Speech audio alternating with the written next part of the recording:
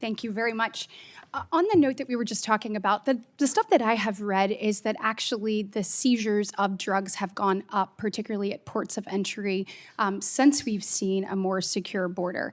Is that correct in what you've seen, that we've had an opportunity to seize more drugs at those ports of entry? Speaking on behalf of HSI El Paso and our response to Customs and Border Protection, we're seeing increased cases as it relates to cocaine, and we're seeing increased seizures in cocaine. Okay. Oh, and by the way, I had an opportunity to interact with some HSI agents over the weekend, just top shelf, first class. And to all of you and the men and women who work with you, thank you so much for what you do. And I think it's critically important right now that we continue to focus on this. We know that fentanyl death, fentanyl overdoses, fentanyl poisoning is the leading cause of death between the ages of 18 and 45 in our country. We have seen, obviously, the previous administration continue to kick the can down the road, and this administration is taking it serious, making sure that we are using every tool in our toolbox to keep Americans safe. When we look at the nexus between moving that fentanyl and drug cartels and gang members, I'd love to know from you all, any of you, how many drug cartels, gang members, the number, so to speak, do you feel like, and those agents kind of sort of working with them, do we have in the interior of the United States by your estimate? Anybody? Do you mean individual groups, ma'am, or? Yeah, like number of people that are associated with those groups, either In drug cartels, gang members, et cetera. Well into the thousands, ma'am. Wow, wow, wow, wow. When you are looking at the nexus and how this works, how the cartels utilize these gangs to move this product around the country, can one of you tell me a little bit about process-wise, kind of how they do that? Ma'am, in my experience, the cartels, specifically the Mexican drug cartels, often use the street gangs in the United States as kind of their foot soldiers to carry out some of their dirty work, to carry out, retail distribution, things of that nature. I think, and I know I don't mean to sound like a broken record to keep going back to the Homeland Security task forces, but one of the things I think that's great about that and helps us address this problem is it allows every agency to bring their expertise to the table. I would reference, FBI's expertise in dealing with violent street gangs and that nature, HSI with the ports and with the chemicals, DEA with our expertise in cartels. I mean, I think we bring it all together to fight this fight.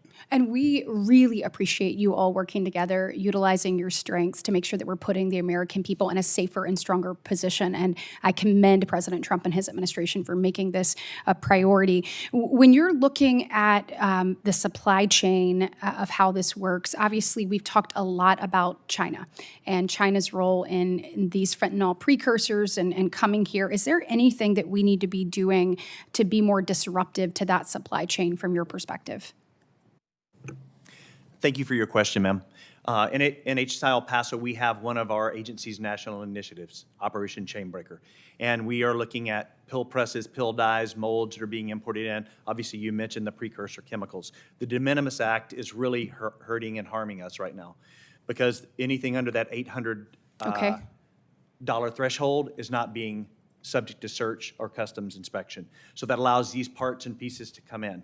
We're seeing significant numbers of pill presses, dyes that are being brought here. We've, as part of Operation Chainbreaker, we've found over 50 labs set up here in the United States that are now producing fentanyl. Wow.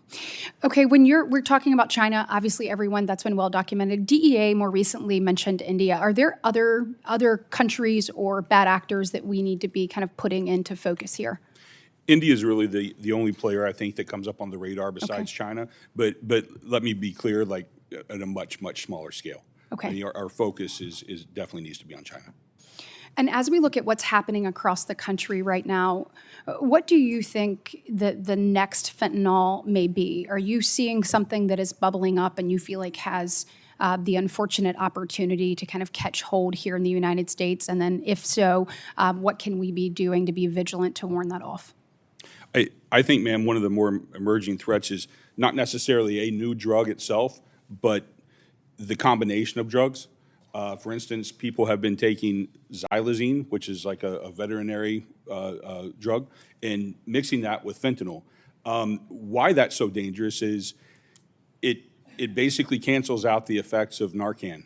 So it's because it's not a synthetic opioid.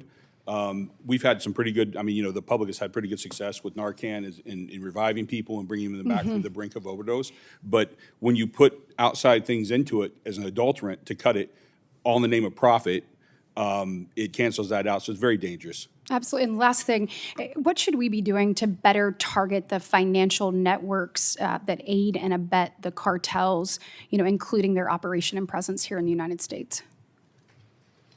I would just ask for continued accountability from any type of financial institutions, right, that provide resources that can be exploited or when folks are complicit, but just additional support to law enforcement to abide by lawful process and things that we need for some clarity. Well, thank you, and thank you again for what you do.